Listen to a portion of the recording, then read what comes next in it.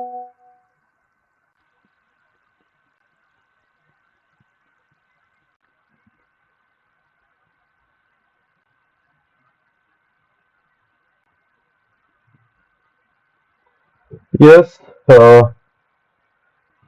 Hi dear students, how are you? कैसे हैं आप लोग?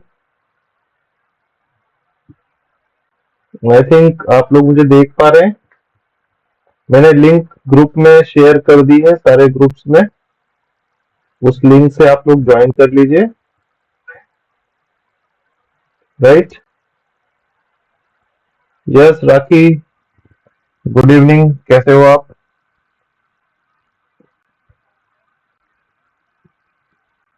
यस सुजका, राज, हाय।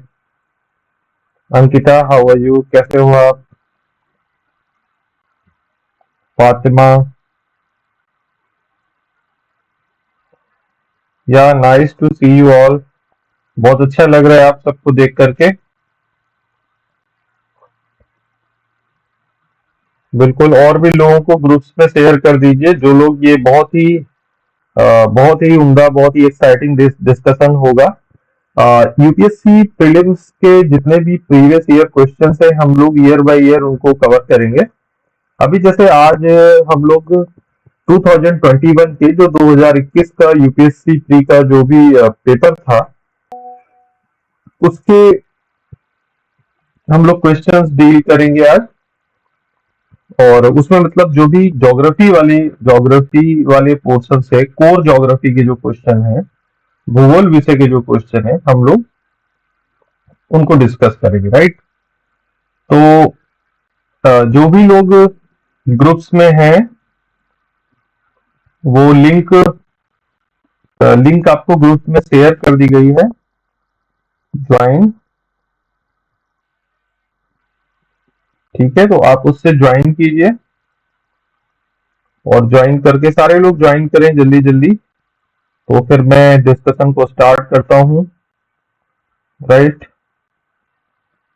तो फिर हाँ, जो भी लोग आ चुके हैं वो लोग चाहे तो अपने पास, अगर उनके पास कोई भी सोर्स है जिसमें पेपर है, वैसे कोई जरूरत नहीं है। मैं आपको बता रहा हूँ कि पेपर आपको इसमें स्क्रीन में लाइव दिखता रहेगा। तो आप लोगों को केवल फोकस करना है, जो भी मैं डिस्कस कर रहा हूँ उस पर फोकस करना है। और मैं उम्मीद करता हूँ कि इसके बाद आप लोग फ्री टाइम में एक बार पेपर को फिर से देखेंगे। और जो भी अभी, जैसे मैं आज 2021 का पेपर डिस्कस करूंगा, इसके बाद आप 2022 का पेपर भी देखेंगे, 20 का भी देखेंगे, 19 का भी देखेंगे, है ना? तो वन बाय वन ये बीच बीच में क्वेश्चन, प्रीवियस ईयर क्वेश्चन का डिस्कशन, ये भी हम लोग बीच बीच में हम लोग का चलता रहेगा। राइट। तो अभी हम लोग स्टार्ट करते हैं। राइट। हाँ, अभी हम लोग का जो ये डिस्कशन वाला, यस, अभी काफी लोग काफी लोग कनेक्ट हो गए हैं। तो अब हम लोग को स्टार्ट करना चाहिए। तो जो भी क्वेश्चन है वो आपको स्क्रीन में दिखेगा, उसका आंसर दिखेगा, उसका रिलेवेंस दिखेगा कि वो क्वेश्चन क्यों पूछा गया। हम्म।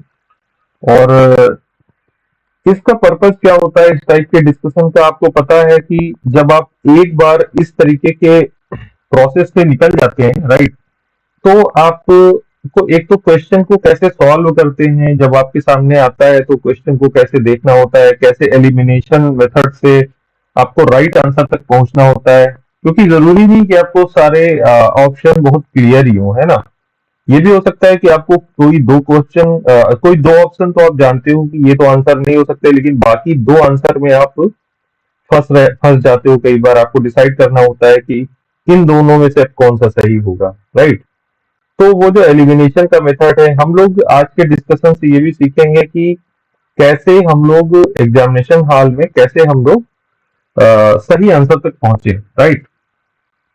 तो जैसे ये टोटल उस पेपर में जो 2021 का यूपीएससी का प्री का पेपर आया था, उसमें कोर ज्योग्राफी से, मतलब जो ज्योग्राफी का जो कोर सब्जेक्ट है, इसके अलावा एनवायरनमेंट से काफी क्वेश्चन रहे होंगे, उनको भी हम लोग धीरे धीरे करके डिस्कस करेंगे।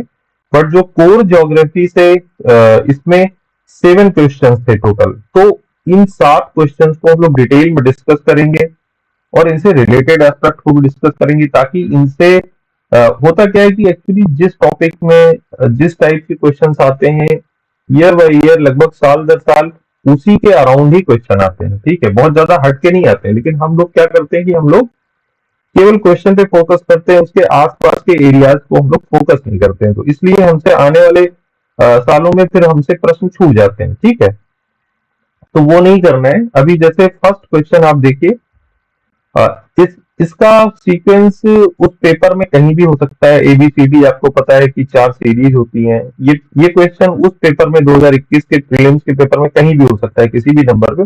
उससे कोई मतलब नहीं है, हमें क्वेश्चन पे और उसके ऑप्शंस पे फोकस करना है, राइट। तो भारत में काली कपासी मिट्टी किसके अपक्षय के कारण बनी है? और ये बाइलिंगुअल डिस्कशन होगा, इसमें हिंदी और इंग्लिश, इसलिए दोनों ही मीडियम के लोग शामिल हो सकते हैं इस डिस्कशन में।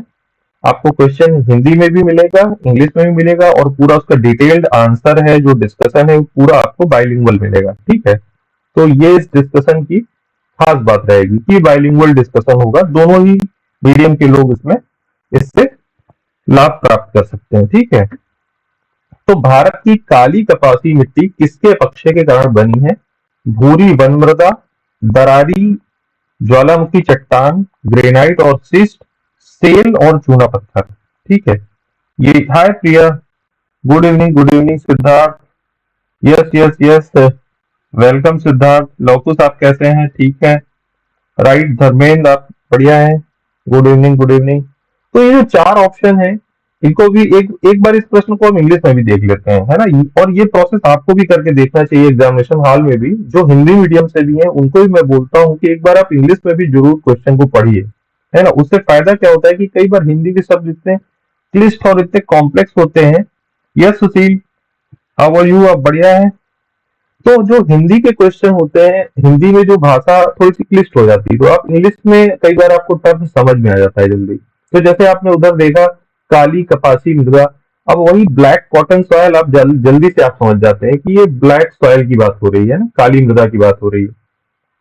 इसको कॉटन सॉयल क्यों बोलते हैं? क्योंकि जो काली मृदा है, देखिए बहुत सारा ज्ञान तो प्रश्न में ही छिपा हुआ होता है। यूपीएससी के क्वेश्चन की खास बात क्या होती है कि जो क्वेश्चन होता है उसी में बहुत सारा नॉलेज सबसे पहले यूपीएससी बता देता है कि ऐसा ऐसा है, इसमें ऐसा होता है। अब बताइए कि आगे क्या, है ना। मतलब वो आधा ज्ञान तो आपको प्रश्न में दे देता है, बाकी का कुछ ज्ञान आपको ऑप्शंस के थ्रू दे देता है, फिर जो बहुत गूढ़ ज्ञान होता है वो पूछता है प्रश्न में। ठीक है, तो ये तरीका होता है यूपीएससी के क्वेश्चन का, ये नेचर होता है। तो ब्लैक कॉटन सॉयल, सबसे पहले तो उसने यही बता दिया कि जो ब्लैक सॉयल है उसमें कॉटन उगाया जाता है, इसीलिए उसको क्या बोलते हैं? कॉटन सॉयल, है ना। जो कपास है, जो कपास की खेती है भारत में, आपको पता है खास तौर पे कहाँ होती है? दक्कन के पठार में। और उसके उसके लगे हुए क्षेत्रों में, जैसे गुजरात के क्षेत्र में। हम्म थोड़ा बहुत कॉटन हरियाणा में भी उगाया जाता है, और भी इक्का दुक्का क्षेत्रों में उगाया जाता है। थोड़ा बहुत साउथ में भी उगाया जाता है, दक्षिण भारत में भी। खास तौर पे जो दक्कन का क्षेत्र है वहां पर काली मिट्टी है।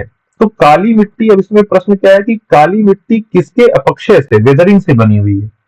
तो अब इसमें कई सारी चीजें हैं कि वेदरिंग, सबसे पहले आपको पता होना चाहिए कि व्हाट इज वेदरिंग। वेदरिंग या अपक्षय, इसकी एक सीधी सरल एक लाइन की परिभाषा है,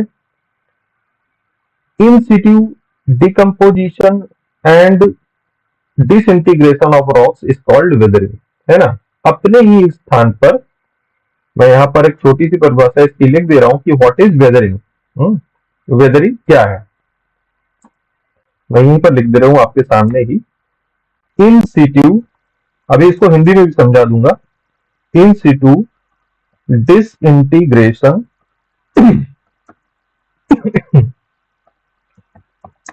एंड डिकम्पोजिशन ऑफ रॉक्स, ये है वेदरिंग की परिभाषा। ये क्या है, वेदरिंग की डेफिनेशन है ये, right. Yes Prachi, how are you? Shivani आप कैसी हैं? आस्था, विकास, सभी लोग जुड़ चुके हैं। तो ये जो मैंने हाईलाइट करके जो लिखा हुआ है, ये आपको स्क्रीन में थोड़ा सा टाइम लैग के साथ आ रहा है। तो हाईलाइट करके मैंने इसकी डेफिनेशन लिख दी है, in situ disintegration and decomposition of rocks is called weathering, right. मतलब अपने ही स्थान पर अगर चट्टानों की टूट फूट होती है, मतलब उसमें कोई मोबाइल एजेंट, मतलब हवा है, नदी है, कोई ग्लेशियर है, वो उस पर अपना कार्य नहीं कर रहा है, बल्कि चट्टान अपनी जगह पर तमाम सारे जो वेदर चेंजेज हैं, जो जलवायु संबंधी जो भी चेंजेज हैं, उनके कारण अगर चट्टान अपनी ही जगह पर पड़े पड़े ही उसमें टूट फूट होती है, और बाद में चट्टान का टूटने फूटने के बाद जो उसकी अंतिम अवस्था है वो क्या है, किसी भी चट्टान से अंतिम में क्या बनता है, सॉयल बनती है, मृदा बनती है, राइट। तो कौन सी चट्टान है जो कि ब्लैक कॉटन सॉयल बनाती है, प्रश्न ये है। तो बहुत ही सरल प्रश्न, अगर सरल भाषा में पूछा जाता तो आसानी से समझ में आ जाता है कि किस प्रकार की चट्टान से काली मिट्टी का निर्माण हुआ है ना, किस प्रकार की चट्टान की। तो इसमें उसने कई सारे टेक्निकल वर्ड डाल दिए। देखिए, एक तो वेदरिंग टर्म डाल दिया, जिससे कि स्टूडेंट कंफ्यूज हो जाएगी, वो यार वेदरिंग क्या है ना। अगर सीधे सीधे लिख देता है यही भाषा कि ब्लैक कॉटन सॉयल किस तरीके की चट्टान की टूट फूट से बनती है, तो थोड़ा सा आसान हो जाता है समझना। लेकिन लिख दिया कि अपक्षय से बनती है, तो अपक्षय एक टेक्निकल टर्म हो गया। तो आपको पता होना चाहिए कि अपक्षय कुछ भी नहीं है, चट्टान का अपनी जगह पड़े पड़े टूट फूट होना, वही क्या है, अपक्षय। ये मैंने हाईलाइट करके इसकी डेफिनेशन लिख दी। तो कौन इन चार, अब ये चार ऑप्शन है। एक तो ब्राउन फॉरेस्ट सॉयल, सबसे पहले तो इसको एलिमिनेट कर दीजिए कि भाई जो वेदरिंग होगी वो किसी न किसी चट्टान की होगी, या किसी न किसी मिनरल की होगी, खनिज की होगी। सॉइल की क्या वेदरिंग होगी? सॉइल तो ऑलरेडी वेदर्ड प्रोडक्ट है ना, वो तो ऑलरेडी टूट फूट से, अपक्षय से प्राप्त उत्पाद है ना। तो पहला वाला तो आप सीधे एलिमिनेट कर दीजिए, राइट। ब्राउन फॉरेस्ट सॉइल, इसको एलिमिनेट कर दीजिए, इसको हटा दीजिए। अब बचे तीन, तीन में से फिशर वोल्केनिक रॉक। अब जिसको ये पता है कि ब्लैक कॉटन सॉइल कहाँ पाई जाती है, दक्कन के पठार में। और अगर उसको बाय द वे ये भी पता है कि जो दक्कन का पठार है वो लावा जनित क्षेत्र है, वो लावा से निर्मित पठार है। अब लावा कैसे निकलता है, वोल्केनो से, है ना। मतलब कि अगर ज्वालामुखी फटता है तभी जो ज्वालामुखी फटता है, या कई बार शांत दरारी प्रकार से लावा का उद्गार होता है। मतलब बहुत बड़ी कोई विस्फोट वगैरह घटना नहीं होती। जैसे जो दक्कन का क्षेत्र है जहां पर लावा का उद्गार हुआ, वहां पर कोई बड़ा विस्फोट नहीं हुआ। आगे मैं किसी न किसी क्लास में आपको ज्वालामुखी जब डिटेल से डिस्कस करूंगा तो आपको समझ में आएगा कि ज्वालामुखी घटना कैसे होती है। कई बार ये बड़े विस्फोट के साथ होती है, कई बार बड़े शांति तरीके से होती है। तो यहाँ की जो घटना थी ज्वालामुखी उद्गार की, ये कैसी घटना थी, ये शांत प्रकार की थी, राइट। जो शांत प्रकार की ज्वालामुखी की घटना थी, इससे गाढ़ा लावा नहीं बल्कि पतला लावा निकला, है ना। और वो पतला लावा दरारों से निकल करके दक्कन के क्षेत्र में फैल गया, और जब वो ठंडा हुआ तो वही क्या बन गई, वोल्केनिक रॉक, जो लावा से बनी हुई चट्टान। ठीक है, उसके ज्वालामुखी से जो लावा निकलता है उससे बनी हुई चट्टान। इस प्रकार की चट्टान किस प्रकार की चट्टान होती है? चट्टान के तीन प्रकार होते हैं, अवसादी, आग्नेय और कायांतरित। तो लावा के ठंडे होने से जो चट्टान बनती है वो कौन सी चट्टान होती है? कोई बताएगा कमेंट करके, इन तीनों में से कौन सी चट्टान होती है? वो होती है आग्नेय चट्टान, राइट, इग्नियस रॉक।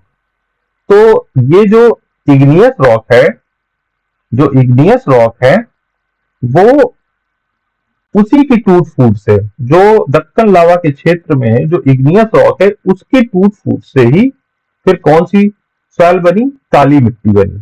ठीक है, अब वो मिट्टी काली क्यों होती है? एक प्रश्न ये भी इससे रिलेटेड पूछा जा सकता है कि ये जो काली मृदा है ये काली होती क्यों है? क्यों होती है? क्योंकि इसमें टिटैनी ferrous, टिटैनी ferrous magnetite, टिटैनी ferrous magnetite नामक इसमें यौगिक, कंपाउंड इसमें पाया जाता है जो कि काले रंग का होता है, राइट। तो इसलिए ये कैसी होती है, काली होती है ना। वैसे नॉर्मली काली मृदा क्यों होती है, जब उसमें ह्यूमस की मात्रा ज्यादा होती है। ह्यूमस मतलब कि जो तमाम जीवों और वनस्पतियों से जो उनके सड़ने गलने से जो अंतिम रूप से वो प्राप्त पदार्थ है, जो अंतिम रूप से प्राप्त पदार्थ है, उसी को क्या बोलते हैं, ह्यूमस। टर्म क्या है, ह्यूमस। जो ह्यूमस है, राइट, जो ह्यूमस है उसके कारण से अधिकांश मृदाएं जिनमें ह्यूमस की मात्रा ज्यादा होती है वो काली होती है। तो अगर एक और रिलेटेड इंफॉर्मेशन मैं आपको दूं मिट्टी से रिलेटेड, कि भारत में कौन सी दूसरी एक मृदा और है जो काले रंग की है। ब्लैक सॉइल, तो वैसे भी उसका नाम ही है ब्लैक सॉइल, काली मिट्टी, है ना। वो इसलिए काली है क्योंकि उसमें टिटैनी फेरस मैग्नेटाइट नामक यौगिक की उपस्थिति है। किससे बनती है, ये जो दूसरे नंबर की का इसमें ऑप्शन था ये वाला, फिसर वोल्केनिक रॉक, उसकी टूट फूट से बनती है ना। अब इसमें जो और ऑप्शन है ना, ग्रेनाइट और सेल और लाइमस्टोन, ये क्या है, ये खनिज है ना। अब जब आपके पास ऑप्शन खनिज का है, चट्टान का है और मिट्टी का है, तीन ऑप्शन है, और ये पूछा जा रहा है किसकी वेदरिंग से, किसके अपक्षय से, टूट फूट से, तो खनिज तो क्या है ना, खनिज से मिलकर के चट्टान बनती है। मतलब किसी ही चट्टान में बहुत सारे खनिज हो सकते हैं। तो ऐसा तो है नहीं कि लावा वाली एक चट्टान है तो उसमें कोई दूसरा खनिज होगा तो वो टूटे फूटेगा नहीं, है ना। ग्रेनाइट और सिस्ट ही पर्टिकुलरली टूट करके काली मिट्टी बनाएगा, ऐसा तो है नहीं। तो यद्यपि उस चट्टान में ग्रेनाइट और सिस्ट होता है, लेकिन इसके अलावा और भी बहुत कुछ होता है, और तमाम जीवों के रिमेन्स होते हैं, तमाम चीजें होंगी, है ना। तो वो सारा मिलकर के मिट्टी बनाएंगी। केवल ग्रेनाइट और सिस्ट नामक खनिज मिलकर के उसके टूट फूट से सीधे मिट्टी नहीं बनेगी, है ना। इसलिए सी ऑप्शन भी एलिमिनेट कर दीजिए। और सेल और लाइमस्टोन तो आपको पता है कि ये कैसे हैं, चूना पत्थर और सेल, ये कैसा कैसे प्रकार के रॉक हैं, कोई बताएगा कमेंट करके। जो तीन तरीके की रॉक है उसमें से सेल और चूना पत्थर किस टाइप की रॉक है। सेल और चूना पत्थर है अवसादी चट्टान, है ना। तो अगर किसी को मालूम है कि जो दक्कन लावा का पठार है वो लावा से निर्मित है, यानी कि वो तो आग्नेय चट्टान है, वहां पर तो अवसादी का तो कोई प्रश्न ही नहीं उठता है। तो और वहीं पर काली मिट्टी है, यानी कि आग्नेय चट्टान के, आग्नेय चट्टान कैसी चट्टान होगी, ये जो बी वाला ऑप्शन है, फिसर वोल्केनिक रॉक, है ना। तो उसी की टूट फूट से काली मृदा बन सकती है। तो देखिए डायरेक्ट आंसर आपको नहीं भी पता है तो आप एलिमिनेशन से, अपने लॉजिक से, अपने पूर्व ज्ञान से आप इस पर पहुंच सकते हैं, इसके आंसर पे, है ना। तो ये हिंदी में हम लोगों ने डिस्कस किया। अब ये प्रश्न आया क्यों है, अगर इसके रिलेवेंस की बात करें, एनसीईआरटी में जो कक्षा 11 की एनसीईआरटी आप उसमें देखेंगे, उसमें भारत की 8 प्रकार की मृदाओं के बारे में बहुत अच्छे से चर्चा है ना। उसको आप एक बार फिर से जाके पढ़िएगा। तो और इसके बारे में थोड़ी सी जानकारी ये है कि काली मिट्टी, एक तो ये बात हो गई कि ये शांत दरारी प्रकार से जो फिसर वोल्केनिक करप्शन होता है ना, शांत दरारी जो भी तरीके से लावा निकलता है और उससे जो ज्वालामुखी चट्टान जो बनती है उसके पक्षे से, उसके टूट फूट से काली मिट्टी बनती है। और काली मिट्टी ज्यादातर देखिए इसमें जो क्षेत्र लिखा हुआ है, गुजरात, महाराष्ट्र, कर्नाटक, मध्य प्रदेश में, है ना, और दक्कन के अलावा पठार में, मालवा के पठार में, यहाँ सब जगह फैली हुई है। और इस तरीके से मतलब खासतौर पे जहां जहां पर भी बेसाल्ट का क्षेत्र है ना, मतलब एक एक ऑप्शन इसमें बेसाल्ट से कनेक्ट करके भी दिया सकता था कि बेसाल्टिक लावा, है ना। जो लावा है वो कैसा है, बेसाल्ट है ना। दो तरीके का लावा होता है, एक होता है बेसाल्टिक, एक होता है ग्रेनिटिक। जो दक्कन लावा का क्षेत्र है, वो दक्कन में जो लावा है वो कैसा लावा है, बेसाल्टिक, है ना। वो बेसाल्ट की मात्रा उसमें ज्यादा है, ग्रेनाइट की कम है, तो इसलिए जिसकी मात्रा ज्यादा होती है उसके नाम से उसका लावा का नाम होता है, बेसाल्टिक लावा है। तो उसके अच्छे से बनाए, है ना। बहुत ही सरल क्वेश्चन था, लेकिन अब देखिए इसके डिस्कशन में बहुत सारी चीजें आपको दूसरी रिलेटेड एस्पेक्ट आपको पता चल गई। ये डिस्कशन का यही फायदा होता है, राइट। तो दूसरा क्वेश्चन है हमारा पर्माकल्चर के ऊपर। दूसरा क्वेश्चन है हमारा पर्माकल्चर के ऊपर, राइट। कि पर्माकल्चर खेती या पर्माकल्चर कृषि पारंपरिक रासायनिक खेती से किस प्रकार से अलग है। प्रश्न क्या है, थोड़ा सा आपके पास वो स्क्रीन में थोड़ा सा लेट आ रहा होगा, इसलिए आप, मैं जो बोल रहा हूं आप उसी पे ज्यादा गौर कीजिए। कि पर्माकल्चर खेती है जो, वो जो पारंपरिक रासायनिक खेती है, रासायनिक खेती का मतलब जिसमें कि हम रासायनिक खाद का, रासायनिक कीटनाशक का प्रयोग करते हैं, ठीक है, उससे पर्माकल्चर खेती या पर्माकल्चर कृषि किस प्रकार से अलग है, राइट। तो पर्माकल्चर से तो आप ये समझ लीजिए कि इसको आप कनेक्ट कीजिए दो वर्ड, परमानेंट और कल्चर। कल्चर वर्ड जहां भी होता है उसका मतलब होता है कृषि से, ठीक है। आपको पता है एग्रीकल्चर, एग्रीकल्चर टर्म पता है ना, एग्रीकल्चर का मतलब ही होता है कृषि, है ना। तो कल्चर वर्ड जुड़ गया, मतलब कि वहां पर कृषि से संबंधित कोई बात हो रही है। अब परमा का मतलब यहाँ पर एक तरीके से परमानेंट है, मतलब ये ऐसी कृषि है जो कि परमानेंट तरीके से, यानी कि वहां की मिट्टी को में एक परमानेंसी, एक सततता बनाए रखेगी, यानी कि मिट्टी को नुकसान नहीं पहुंचाएगी, इस प्रकार की खेती, है ना। ये कॉन्सेप्ट इधर बहुत ज्यादा चर्चा में रहा था और कई बार न्यूज में आया था, इसलिए यूपीएससी ने ये क्वेश्चन पूछा था, ठीक है। और एक फार्मिंग सिस्टम, एक कृषि प्रणाली है जिसको बोलते हैं इंटीग्रेटेड फार्मिंग सिस्टम। क्या बोलते हैं? इंटीग्रेटेड फार्मिंग सिस्टम, एकीकृत कृषि प्रणाली। तो एकीकृत कृषि प्रणाली का एक सबसे इंपॉर्टेंट पार्ट है पर्माकल्चर, ठीक है। इंटीग्रेटेड फार्मिंग सिस्टम में सतत कृषि पर जोर दिया जाता है। सतत कृषि मतलब जो कि सस्टेनेबल फार्मिंग है ना। सस्टेनेबल फार्मिंग मतलब कि जो कि वहां के जो कि कृषि के साथ हम उत्पादन भी करते रहे अन्न का, और साथ में वहां की मृदा की गुणवत्ता भी बनी रहे, है ना, मिट्टी भी खराब ना हो। क्योंकि आपको पता है कि जब मिट्टी में बहुत ज्यादा आप रासायनिक खाद का और रासायनिक कीटनाशकों का प्रयोग करते हैं तो धीरे धीरे करके मिट्टी की गुणवत्ता में, yes Alok Ranjan, yes how are you, कैसे हैं आप, नमस्ते नमस्ते, रश्मि प्रणाम है आपको भी। तो अभी हम लोग डिस्कस कर रहे हैं प्रीवियस ईयर का पेपर, राइट। ये 2021 का पेपर है। 2021 के पेपर में जो ज्योग्राफी के क्वेश्चन आए हुए हैं हम लोग उस पर फोकस करते हुए डिस्कशन कर रहे हैं और बहुत ही थॉरो डिस्कशन कर रहे हैं, ठीक है। ये अपने आप में कंप्लीट होगा, इससे बहुत सारा कॉन्सेप्चुअल नॉलेज आपको मिलेगा जो कि आप पढ़ करके ट्रेडिशनल तरीके से प्राप्त नहीं कर सकते हैं, ठीक है। तो थोड़ा सा नॉन ट्रेडिशनल तरीका अपनाना पड़ेगा यूपीएससी के एग्जाम क्लियर करना है, प्रीलिम्स मेंस को, राइट।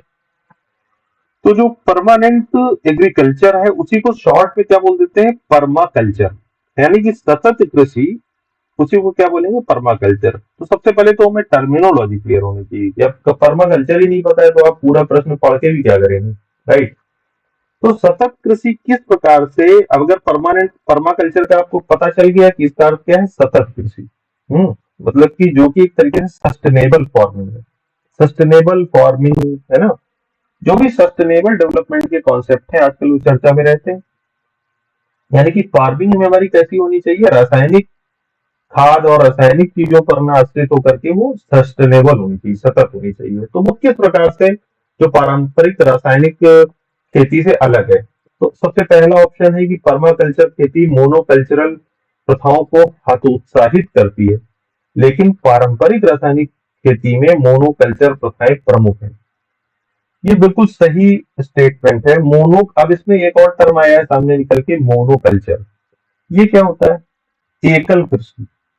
एक्चुअली जब हरित क्रांति आई 1960 के दशक में, करीब करीब 1965 और 66 के आसपास, तो हरित क्रांति ने क्या किया कि हरित क्रांति खासतौर पे उन क्षेत्रों में आई जहां पर कृषि बहुत थोड़ी सी उन्नत अवस्था में थी, वहां पर सिंचाई की अच्छी सुविधाएं थी, क्योंकि हरित क्रांति पूरी तरह से आश्रित थी उन्नत बीजों पर, हाई यील्डिंग वैरायटी के सीड्स पर, ठीक है।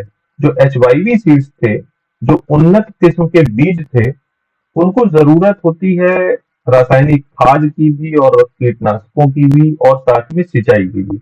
बिना इन तीन चीजों के वो प्रोडक्शन अच्छे तरीके से नहीं कर सकते, राइट। तो जहां पर सिंचाई की सुविधा थी, आपको पता है कि शुरुआत से ही जो बिग डैम्स थे, जो बड़े बांध थे, वो पंजाब, हरियाणा और इन क्षेत्रों में शुरुआत से ही इन पे जोर दिया गया था।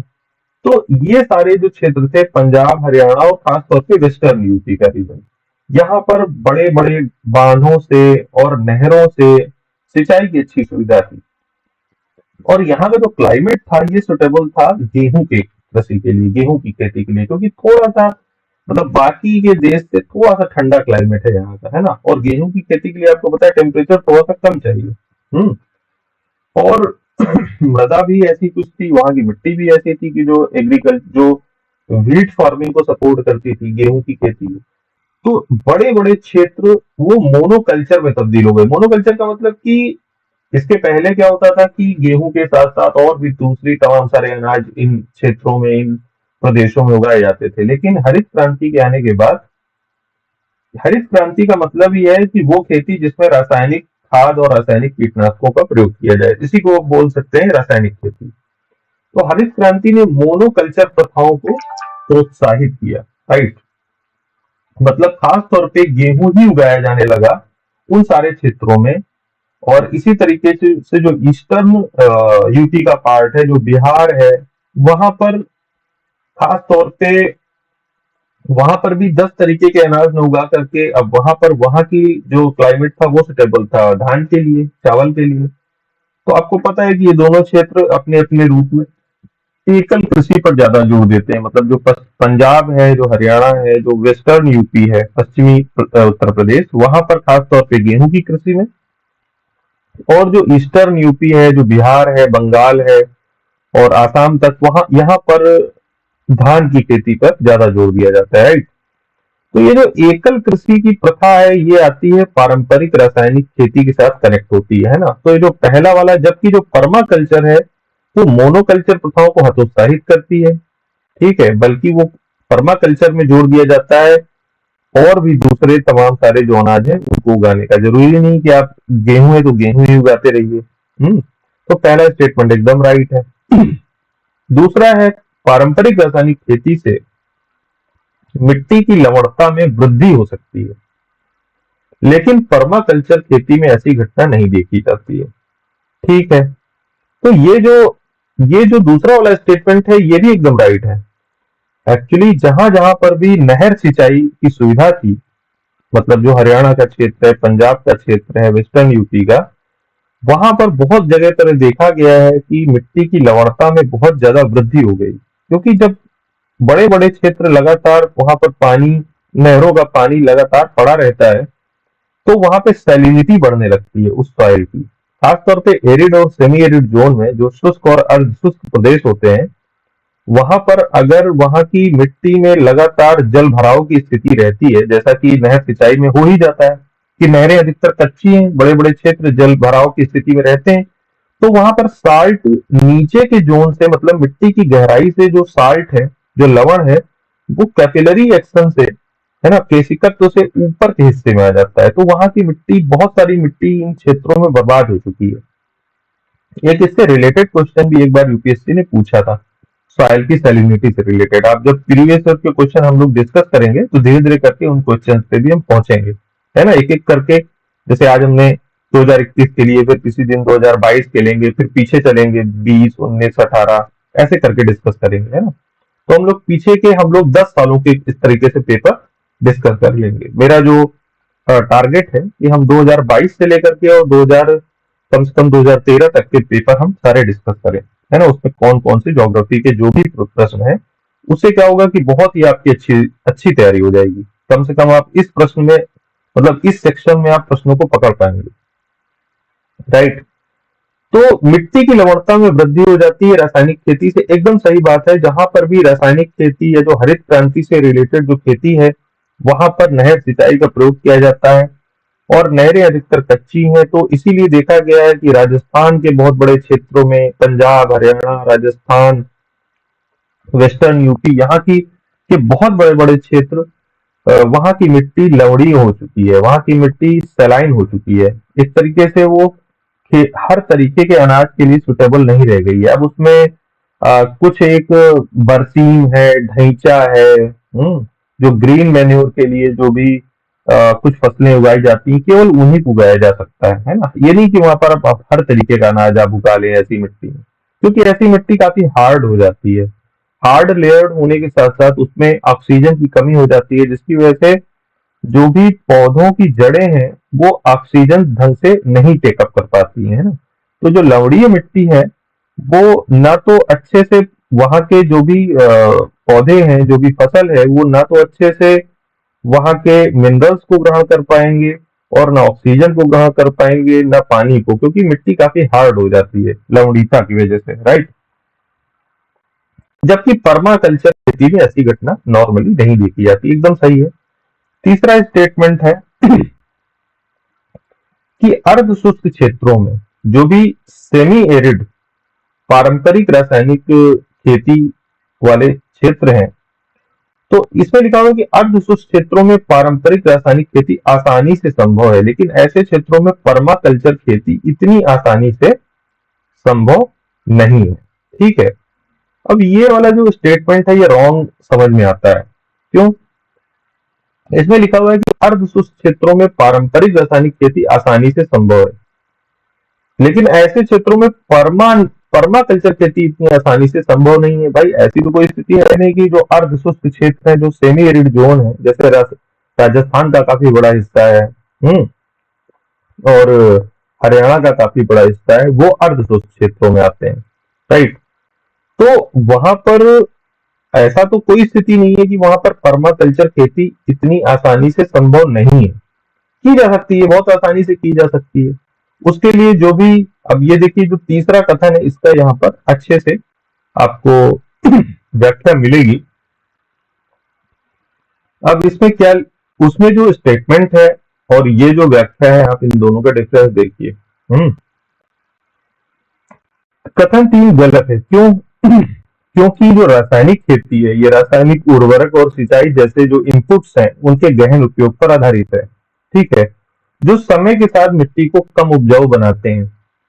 इस प्रकार अर्धशुष्क क्षेत्रों में इनके अभ्यास को प्रतिबंधित करते हैं। मतलब एक तरीके से जो पारंपरिक खेती है वो अर्धशुष्क क्षेत्रों के लिए उपयुक्त नहीं है।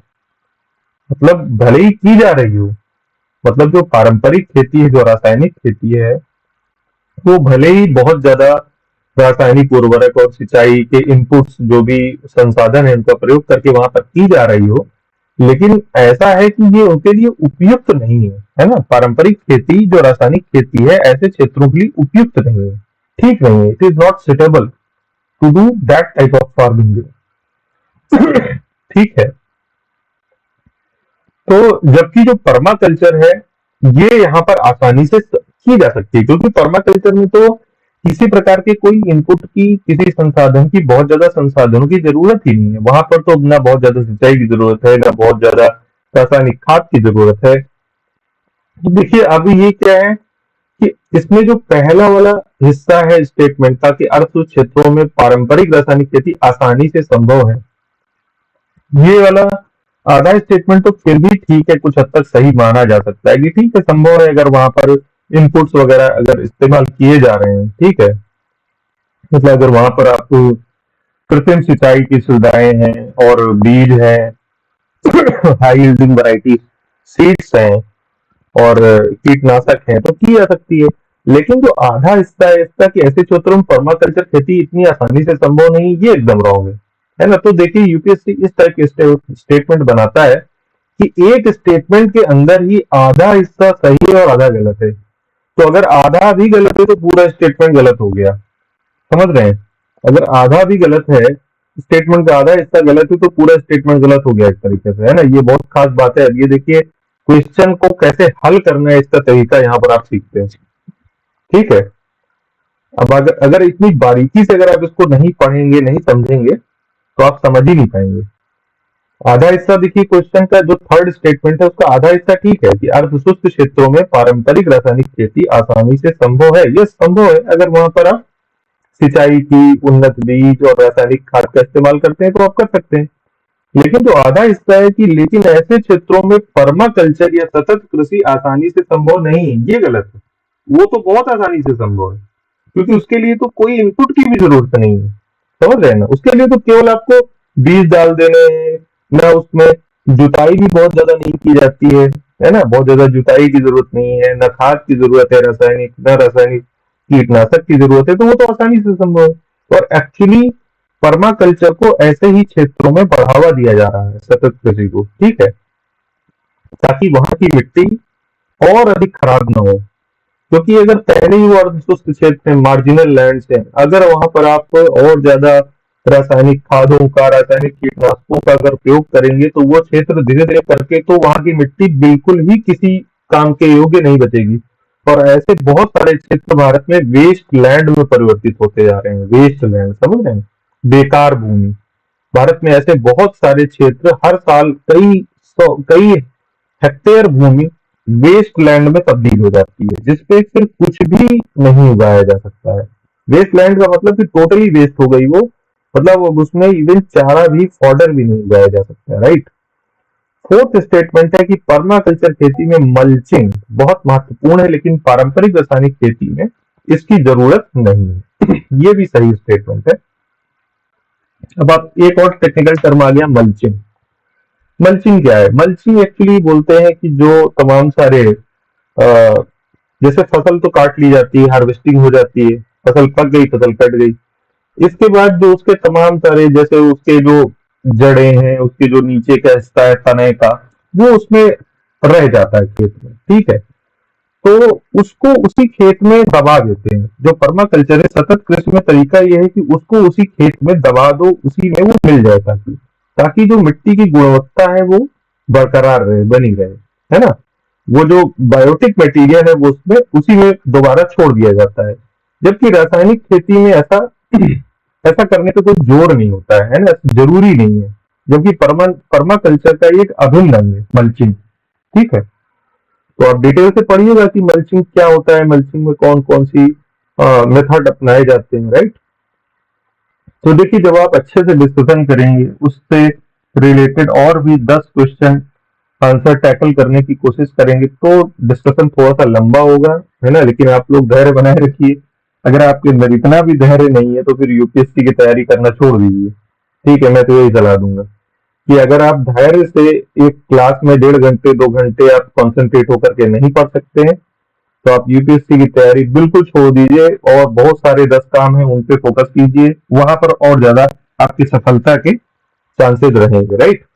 अगर यूपीएससी की तैयारी कर रहे हैं तो फिर आपको धैर्य बनाए रखना पड़ेगा, एकाग्र रहना पड़ेगा, अच्छा डिस्कशन चल रहा है उसको कंटिन्यू करना पड़ेगा, राइट। क्योंकि ऐसे मौके भी आपको कम मिलेंगे। फिर जो इसका एक थर्ड क्वेश्चन है, थर्ड क्वेश्चन पे चलते हैं। अब क्वेश्चन क्या है? तीसरा क्वेश्चन है इसमें कि निम्नलिखित में से कौन सबसे कम जल दक्ष फसल है? जल दक्ष को इंग्लिश में बोलते हैं वाटर एफिशिएंट।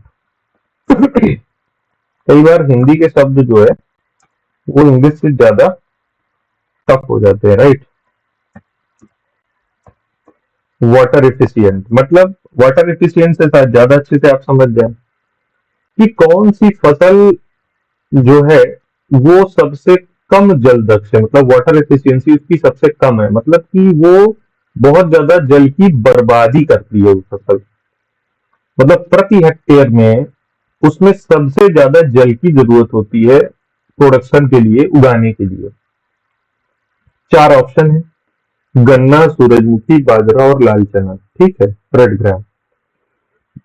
तो ये भी एक तरीके से जो सरकार का प्रमुख उद्देश्य रहा है सतत कृषि का, सस्टेनेबल फार्मिंग का, ताकि जल का सबसे कम से कम प्रयोग हो, ऐसी फसलों को उगाया जाए।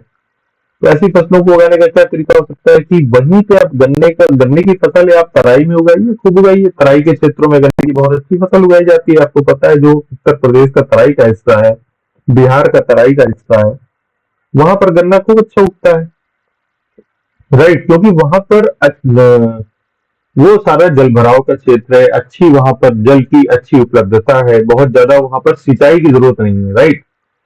तो अगर और गन्ने के लिए ज्यादा जल की जरूरत होती है। गन्ना एक कम जल दक्ष फसल है, मतलब उसकी वाटर एफिशिएंसी कम है, ठीक है। बाकी की जो 3 ऑप्शन है, जिसका राइट आंसर है इसका गन्ना। तो ये भी एक सोचनीय विषय रहा है कि महाराष्ट्र के तमाम सारे क्षेत्रों में, विदर्भ का क्षेत्र है, वहां पर भी बहुत ज्यादा, चूंकि सिंचाई की अच्छी सुविधा है, तो बहुत ज्यादा जल की बर्बादी करके, एक तरीके से जल का प्रयोग करके गन्ना उगाया जा रहा है, जो कि एक तरीके से सतत कृषि नहीं है ना। ये एक सस्टेनेबल फार्मिंग का तरीका नहीं है, राइट। तो ये थर्ड हमारा क्वेश्चन हो गया। इसके बाद फोर्थ वन, ये बहुत इंटरेस्टिंग क्वेश्चन है, फोर्थ है जो चौथा क्वेश्चन है जो, इसके बाद बस तीन ही चार क्वेश्चन है, इनको डिस्कस करके हम लोग तो एंड करेंगे। जुड़े रहिए इस पर, धैर्य बनाए रखिए। हम्म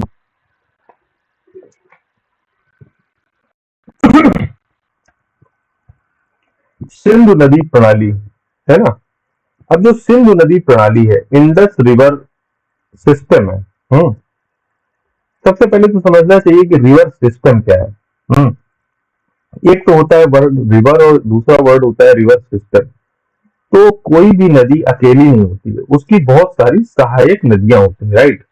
और सहायक नदियों की भी अपनी सहायक नदियां होती हैं, उनकी भी और दूसरी छोटी छोटी नदियां होती हैं। तो कोई भी नदी अपनी सारी सहायक नदियों के साथ मिल करके जो एक सिस्टम बनाती है, उसी को क्या बोलते हैं, नदी प्रणाली। जैसे कि सिंधु नदी प्रणाली है, आपको पता है, तो अकेली नदी नहीं है सिंधु नदी। सिंधु नदी प्रणाली में टोटल 6 नदियां हैं, है ना। टोटल 6 नदियां हैं, तो आपको उन 6 की 6 नदियों के बारे में पता होना चाहिए।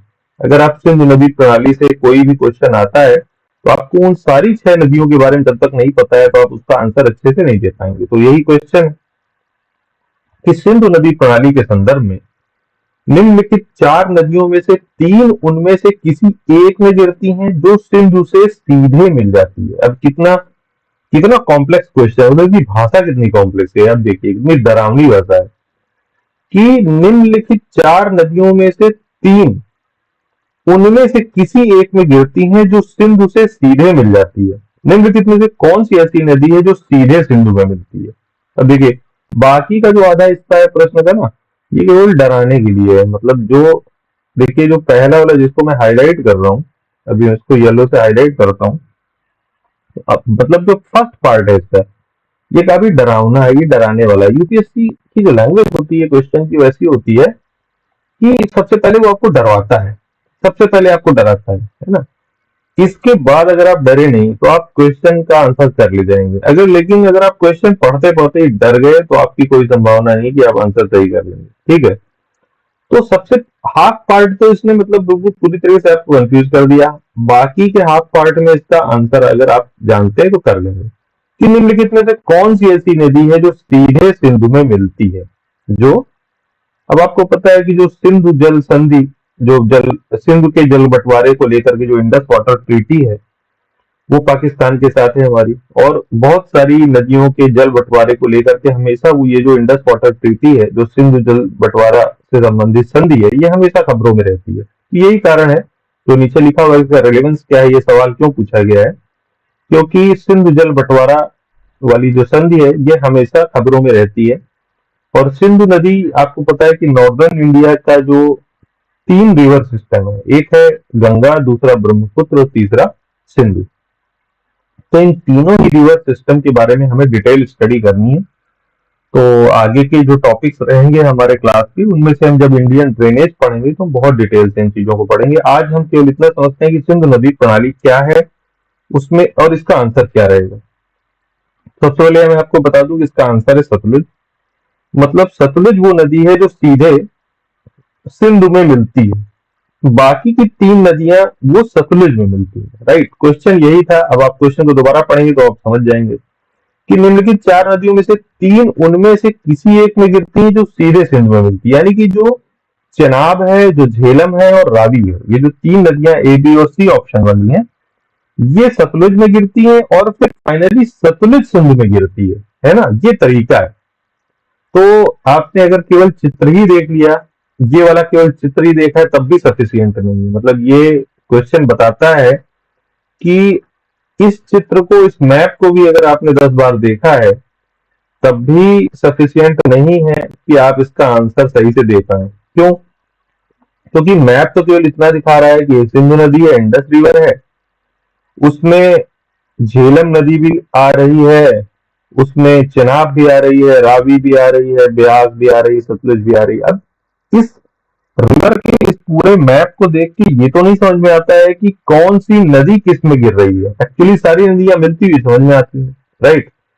तो आपको बहुत ही माइन्यूट लेवल पे पता होना चाहिए इस क्वेश्चन के आंसर देने के लिए कि सतलुज मुख्य नदी है और फिर सतलुज की सहायक नदियां बाकी की ये 3 नदियां हैं जो ऑप्शन में दी हुई हैं। कौन कौन सी? चिनाब, झेलम और रावी।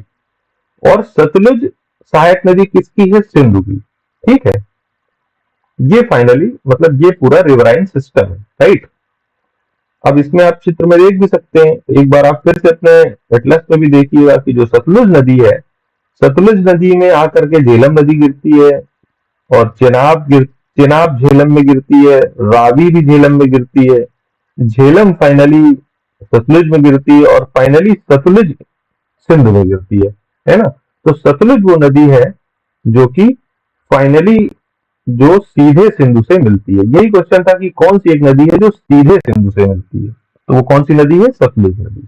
ठीक है, तो ये बहुत इजी क्वेश्चन था, लेकिन ये इसकी जो लैंग्वेज ऐसी थी, इसका जो फर्स्ट पार्ट था ऐसा था कि अच्छे अच्छे जो तैयारी करने वाले थे उनका भी दिमाग इसमें चकरा गया होगा, राइट।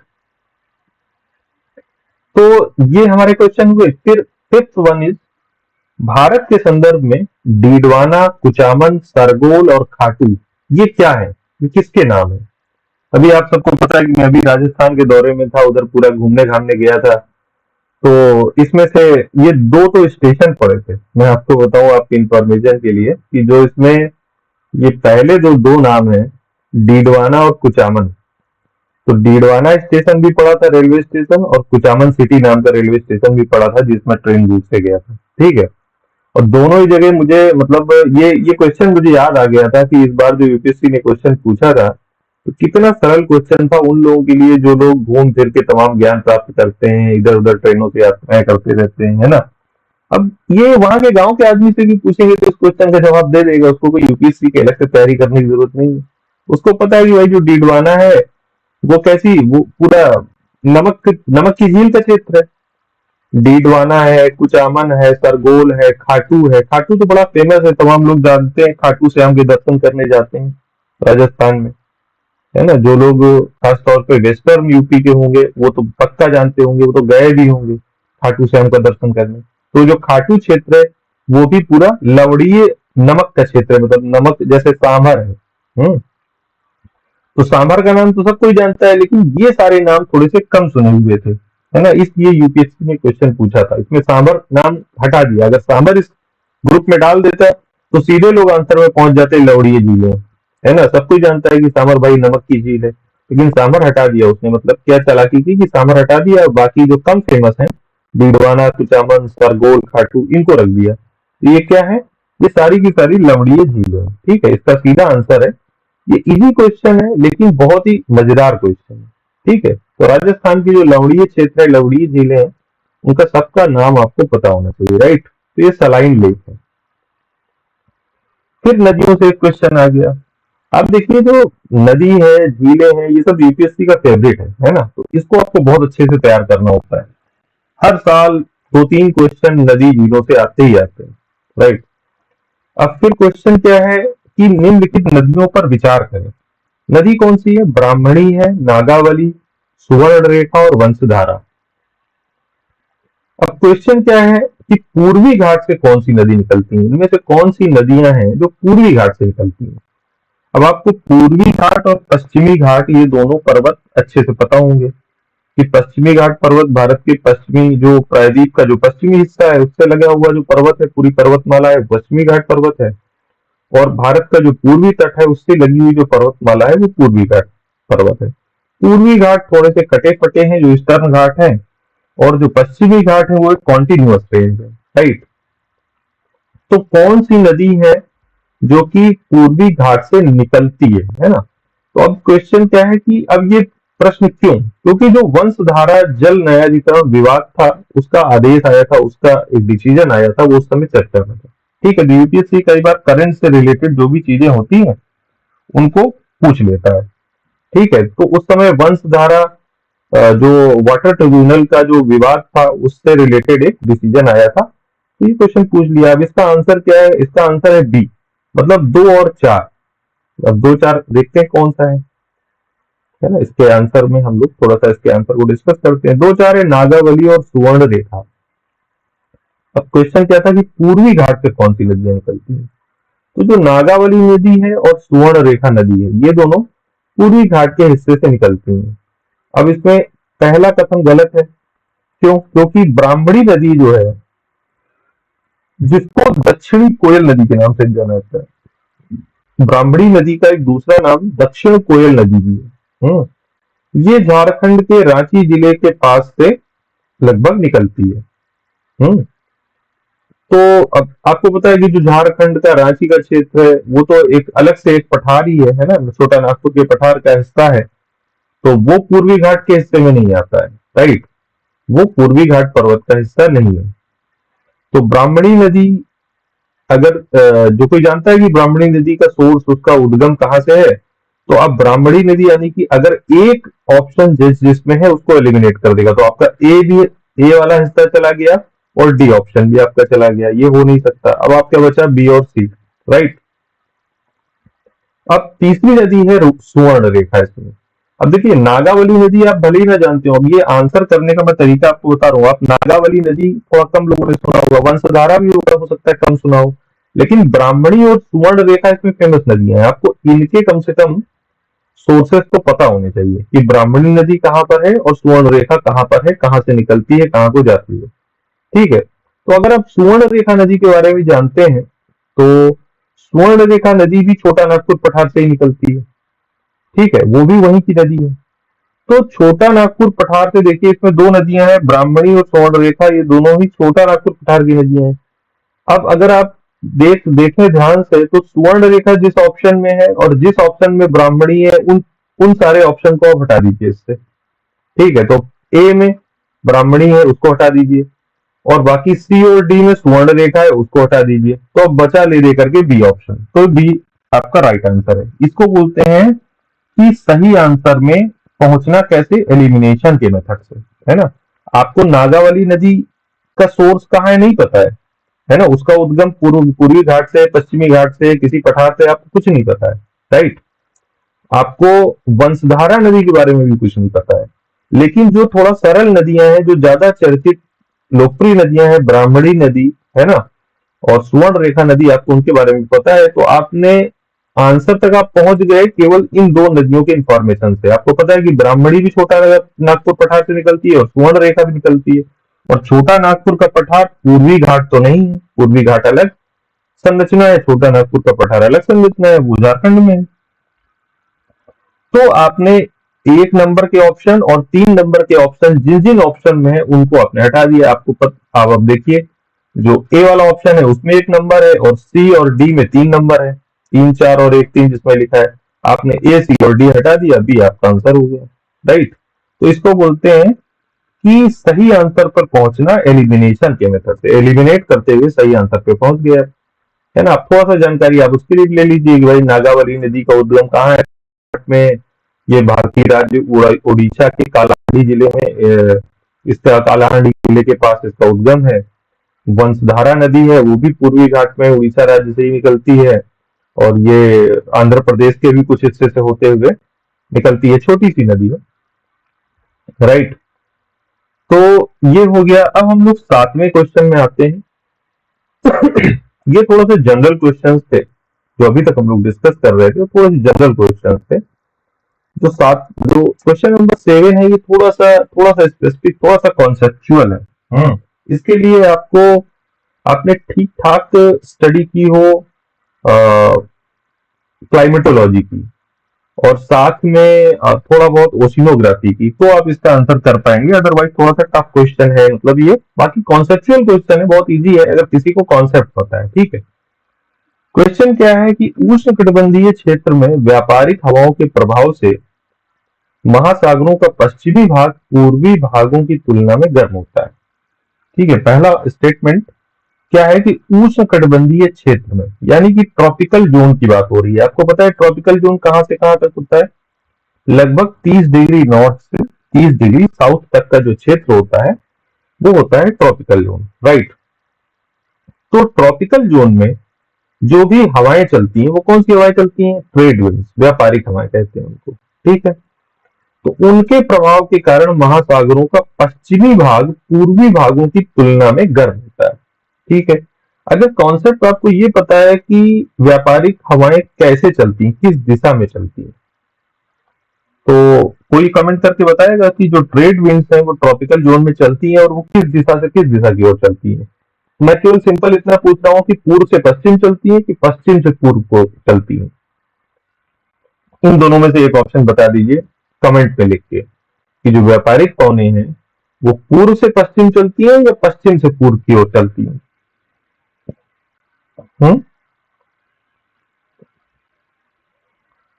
मेरा प्रश्न है कि व्यापारिक पवनों की दिशा क्या होती है, वो ट्रॉपिकल जोन में चलती हैं और उनकी दिशा क्या होती है। तो आप लोग कमेंट करके बताइएगा कि व्यापारिक पवनों की दिशा क्या होती है। ठीक है, अभी मैं आपकी जानकारी के लिए बता दूं कि व्यापारिक पवनें पूर्व से पश्चिम की ओर चलती हैं, जबकि जो पछुआ पवने हैं उनके नाम से ही पता चलता है कि पछुआ पवने यानी कि वो पश्चिम से पूर्व की ओर चलेंगी। किसी भी हवा का, पवन का नाम वो जिस दिशा से चलती है उस दिशा से उसका नाम रखा जाता है। जैसे जो व्यापारिक पवने हैं उनको ईस्टर्ली विंड्स भी बोलते हैं, उनको पूर्वी पवने बोलते हैं क्योंकि वो पूर्व दिशा से पश्चिम दिशा की ओर चलती है। और जो पछुआ पवने हैं, जो वेस्टर्ली विंड नहीं उनको बोलते हैं क्योंकि वो वेस्ट टू ईस्ट चलती है। राइट। तो अगर जो हवाएं पूर्व से पश्चिम की ओर चल रही हैं, पूर्व से पश्चिम मतलब एकदम पूर्व से एकदम पश्चिम नहीं, मतलब कि नॉर्थ ईस्ट से थोड़ा सा साउथ वेस्ट की तरफ, और अगर हम दक्षिणी गोलार्ध की बात करें तो साउथ ईस्ट से नॉर्थ वेस्ट की तरफ, यानी कि ईस्टर्न ईस्टर्न डायरेक्शन से वेस्टर्न डायरेक्शन की तरफ उनका लगभग ये उनका तरीका होता है। तो जब ईस्ट से वेस्ट चलेंगी तो जो महासागर का एक तरीके, किसी भी महासागर की आप यहाँ पर एक एग्जांपल ले लीजिए कि जैसे कि हम बात कर रहे हैं बाय द वे प्रशांत महासागर की। राइट। तो प्रशांत महासागर का जो एक तरीके से पूर्वी भाग है ना, कोई व्यापारिक पवन उसके पूर्वी भाग से चलेगी और कहाँ चलेगी, उसके पश्चिमी भाग तक जाएगी। तो पूर्वी भाग का जो गर्म जल है, राइट, जो पूर्वी भाग का गर्म जल है उसको अपने साथ बहा करके कहा ले जाएगी, उसके पश्चिमी भाग में। तो महासागर का जो पश्चिमी भाग है वो पूर्वी भाग की तुलना में गर्म हो जाएगा। बिल्कुल सही बात है ना। आप कॉन्सेप्चुअली आप समझ गए कि महासागर, अब व्यापारिक कौन चल रही है पूर्व से पश्चिम की ओर, और महासागर के जल को वो पूर्व के हिस्से के जल को बहा करके कहा ले जाएगी, पश्चिम के हिस्से में ले जाएगी, क्योंकि उसका डायरेक्शन ही पूर्व से पश्चिम है। तो जो पश्चिमी हिस्सा है महासागर का वो पूर्वी हिस्से की तुलना में गर्म हो जाएगा, ज्यादा गर्म हो जाएगा। तो यानी कि पहला स्टेटमेंट एकदम राइट है। समझ गए ना आप, कॉन्सेप्चुअली आप समझ गए कि पहला स्टेटमेंट एकदम राइट है। दूसरा स्टेटमेंट क्या है कि समशीतोष्ण क्षेत्र में पश्चिमी भागों की तुलना में पश्चिमी भागों की तुलना में, इसका थोड़ा सा इंग्लिश वाला वर्जन में देखता हूँ, वो इसके थोड़ा ट्रांसलेशन में मुझे कुछ इश्यू दिख रहा है। हाँ, इसका इंग्लिश वाला देखते हैं वर्जन कि in the temperate zone westerlies make the eastern section of ocean warmer than western section. मतलब कि जो पूर्वी भाग को पश्चिमी भाग की तुलना में ज्यादा गर्म कर देती हैं। कौन? वेस्टर्ली, जो पछुआ पवने हैं। पश्चिमी भागों यस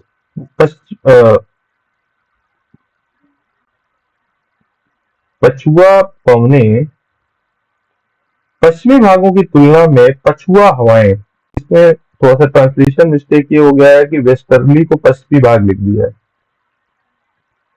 इसको होना चाहिए पछुआ पवने। पछुआ पवने या पछुआ पवन, जो पछुआ पवन है ना, जस्ट अपोजिट है।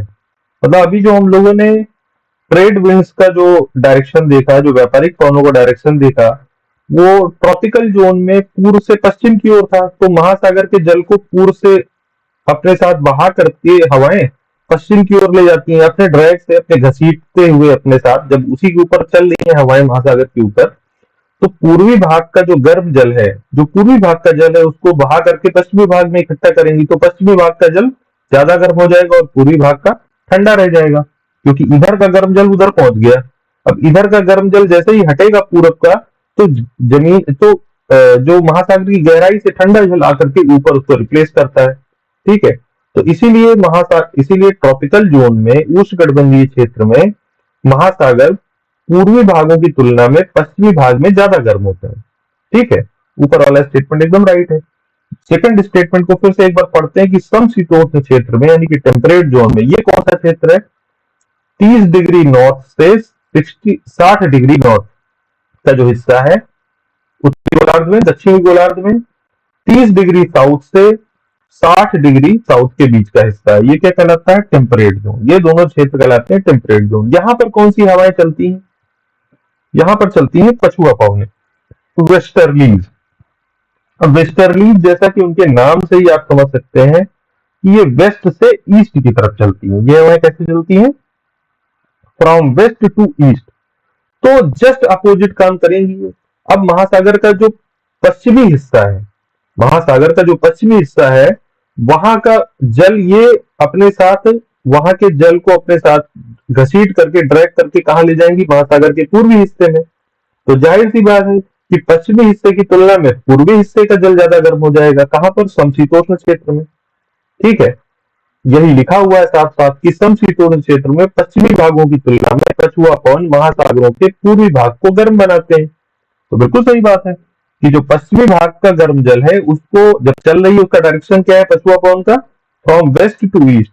तो पश्चिमी भाग से जल को ले जाकर के कहा इकट्ठा करेगी पछुआ पवन? अपने साथ महासागर के जल को खींचती हुई ले जाएगी पूर्वी भाग में, क्योंकि वो चल रही है पश्चिम से पूर्व की तरफ। तो पूर्वी भाग में गर्म जल इकट्ठा हो जाएगा, तो पूर्वी भाग को अधिक गर्म बनाते हैं महासागरों के पश्चिमी भागों की तुलना में। राइट, ये भी स्टेटमेंट एकदम राइट है, दोनों स्टेटमेंट सही है। ये इसका आंसर है, सी 1 और 2। तो जिसको कॉन्सेप्चुअल नॉलेज है, जिसको पता है कि जो भी प्लैनेटरी इवेंट्स है, जो भूमंडलीय पवनें हैं, वो 3 प्रकार की होती हैं। कौन कौन सी? व्यापारिक पवन, पछुआ पवन और पोलर स्टर्लिंग, यानी कि जो ध्रुवीय पूर्वी पवन है। तो ये तीनों पवनें, इनका क्या डायरेक्शन होता है और इनके चलने से महासागर के जल में क्या प्रभाव पड़ता है? जल पश्चिम से पूर्व या पूर्व से पश्चिम की ओर जाता है उनके प्रभाव से। तो ये बहुत नॉर्मल, और कहां पर टेम्परेट जोन है, कहां पर ट्रॉपिकल जोन है, कहां पर फ्रिजिड जोन है, केवल ये बहुत नॉर्मल कॉन्सेप्चुअल नॉलेज किसी को क्लाइमेटोलॉजी और ओशनोग्राफी का है तो उसने इस क्वेश्चन को बहुत आसानी से कर लिया होगा। बहुत इजी क्वेश्चन था ये, है ना। लेकिन उसके लिए जिसको कॉन्सेप्चुअल नॉलेज है, फैक्चुअल नॉलेज वाला नहीं कर पाएगा इसको। राइट, तो मुझे बहुत अच्छा लग रहा है कि आप सारे लोग इस पे इस लाइव में आके जुड़े और बहुत ही धैर्य के साथ आपने पूरे डिस्कशन को सुना, समझा, और आई थिंक आप लोगों को इससे काफी नॉलेज गेन हुआ होगा। काफी आपको यूपीएससी के क्वेश्चंस का क्या नेचर होता है, उनको हल करने का क्या तरीका होता है, आपको वो भी पता चला होगा। और आपको जैसा लगा हो, आपको का जैसा एक्सपीरियंस हो इस वाले लाइव को लेकर के, आप लोग कमेंट सेक्शन में लिखिए। और बाकी आगे आगे हम लोग ऐसे ही इसी प्रकार के लाइव में हम लोग कनेक्ट होते रहेंगे। और जो आज का शेड्यूल्ड क्लास था उसको अगर आप लोग को लगता हो कि उस शेड्यूल्ड क्लास को हम कल किसी टाइम पे कर सकते हो, तो आप लोग ग्रुप में अपने तरफ से ही एक कोई टाइम स्लॉट सजेस्ट कीजिए, है ना, कि किस टाइम पे रखना ठीक रहेगा। क्योंकि शाम को मुझे कहीं पे ट्रैवल करना है, जाना है, तो कल वो रात वाले टाइम पर पे तो नहीं कर पाऊंगा, मुझे शाम को निकलना है। तो आप लोग ही टाइम ग्रुप में सजेस्ट कीजिए कि कौन सा टाइम रखा जा सकता है जिस टाइम पे आप लोग फ्री हो। तो 1 घंटे की क्लास आज का जो शेड्यूल्ड टॉपिक था, गंगा का मैदान, जो नॉर्दर्न प्लेन्स वाला, उत्तरी भारत का मैदान, उसको हम लोग कल कर लेंगे। राइट, तो ठीक है, अभी इस लाइव को एंड करते हैं। Thank you, good night.